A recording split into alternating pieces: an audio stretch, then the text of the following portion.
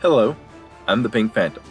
Welcome to my podcast, where we will go deep into the lair of the purple worm instead of down into the rabbit hole, where we'll voyage into the astral realm of my mind and explore the verse of nerd culture. This is Phantom Thoughts. In this episode of Phantom Feedback, we have Spencer, aka Free Thrall from the Keep on the Borderlands podcast, Joe, Richter from the Hindsightless podcast, and Daniel Norton from the Bandit's Keep podcast, YouTube channel, and overall media empire. Hey, Pink Phantom, Spencer here. I actually play with somebody who has aphasia, and we play Theatre of the Mind. I will say that we play Call of Cthulhu, so there's not much in the way of tactical combat that goes on there. But as far as I understand it, people with aphantasia are able to think conceptually about stuff. They just don't produce. They don't think in vivid imagery, if that makes sense. I don't fully understand it myself because I don't suffer from it. So it's a little difficult for me to get my head round. But yeah, they appear to play without too much trouble. Well, thank you for calling in. Yeah, I don't know anybody with aphantasia, so I just know kind of what I've read about it. I don't even remember where I first heard about it. It just something in my mind connected it with the whole theater of the mind thing, and so it's good to actually talk to somebody or to hear from somebody that at least knows someone with the condition. But yeah, I can see how it probably wouldn't be necessarily something to hold somebody back from a theater of the mind type of situation, but it could have its own challenges. But that, I guess that's true for just people's mindsets in general, not even a condition they have, but just the general mindsets some folks have. I know I like being able to see stuff if I can kind of, connect things in my brain to where they are physically in the world. That helps me a lot. But thank you for calling in. Hey, Phantom. So I'm a little behind because I've been watching like spooky videos and listening to spooky podcasts for the past while now. So I'm just checking out your latest episode, your Phantom Feedback, which I love that name, by the way. I think it's fantastic. And you're talking about Theater of the Mind versus Maps and Minis and stuff. So like when I was running games in person, running Pathfinder games in person, yeah, we would do Theater of the Mind for pretty much everything until we got to combat. And then we'd go to combat. We use maps and minis for combat because it just makes it easier in Pathfinder. And there are some games, like Jason mentioned, that would benefit from maps and minis. Personally, I think Cyberpunk 2020 would benefit using maps and minis. But in the game I'm running, I'm trying to keep it as low tech as possible, even though we are playing on Zoom.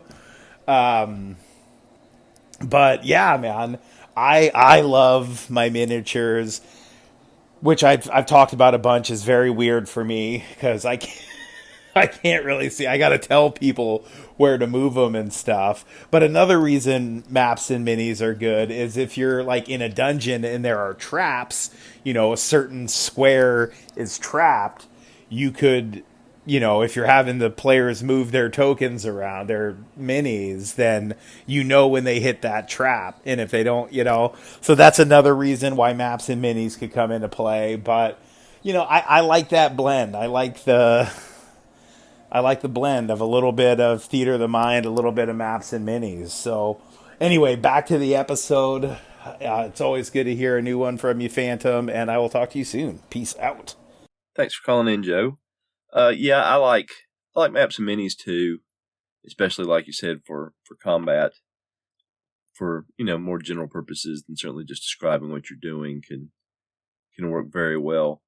I guess at heart I'm a war gamer, so give me little pieces, not necessarily minis, but just a little counter, a little chit, something. Says, okay, here we are, and here's this guy. So now what are you going to do? Hey, Pink Phantom, it's Daniel from Bandits. Keep calling in. Been really enjoying your OSR October episodes. I've been binging them. And I found one that I wanted to call in about, which was episode 20. You're talking about railroading. I'm sure you probably get a bunch of other calls on this too. But what I think is interesting about what you're saying on some level is, and again, this is all just like, I agree with you that however anybody wants to play is fine with them if they're enjoying it. But I think the difference between a railroad and an open world or open-ended game or whatever is that they could choose to do something else at any point. Now, of course, and I guess that's the difference. I think that's the negative about railroads. So when it is done negatively, is when it's considered is that the players don't have a choice. They're going to throw that ring into the volcano no matter what. To use your example there, if at any point Frodo wanted to turn around or didn't take the quest to start off with, I mean, at first he was like, Gandalf was like, oh, you got to bring this ring. But once he was on his own and separated, I mean, they were making all their own choices, Frodo and Sam were, and they could have turned back at any point, and they didn't. And that was the player's choice. At least that's how I look at it. It was very heavy-handed, though. I will say that. It's like they didn't really have that much of a choice, but people were doing the right things, which is what you count on your players to do.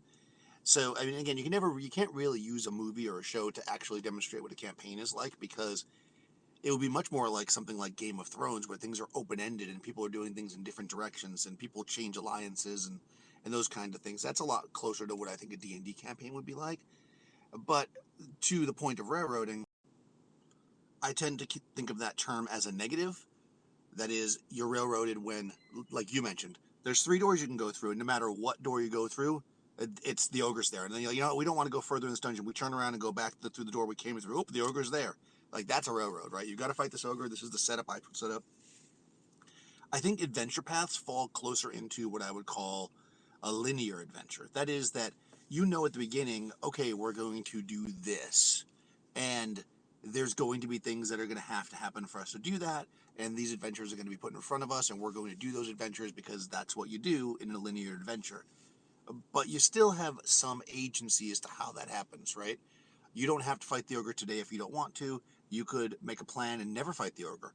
But in a railroad, you have no choice. I think that's the difference between linear and railroad, which is a huge distinction, I think, in play style, if not, at least from the inside. Maybe from the outside, it would look the same, right? Somebody watching your game or reading back a play report, it feels like, wow, no matter what the characters do, they're going in that direction. But I think the main difference, I guess, and I'll say in 4 messages instead of, because I'm still using the anchor act, is that, the difference between a railroad and a linear adventure is the railroad, the players don't really have a choice. Where a linear adventure, you're going from point A to point B, but how you get there is your choice. A railroad is you stay on the tracks and you go the way we said. You don't get to go in the back door of the dungeon or dig a hole through the roof or sneak past the guards. You have to fight them. That's what the DM has designed. That's a railroad, which is generally, I think, talked about a lot more than it actually happens. I feel like few people are that heavy-handed, but that's what I would consider a railroad. Anyways, awesome episodes. I will get back, and hopefully I might actually catch up. Who knows? And that's going to do it for another episode of Phantom Thoughts. If you have any feedback you'd like to leave, you can contact me by leaving a voice message at anchor.fm/the-pink-phantom, or you can send an email to thepinkphantom1@gmail.com, or you can contact me on Twitter @thepinkphantom. The music in this episode was Strength of the Titans and Late Night Radio by Kevin MacLeod at Incompetech.com, licensed under Creative Commons by Attribution 4.0 license from creativecommons.org/licenses/by/4.0.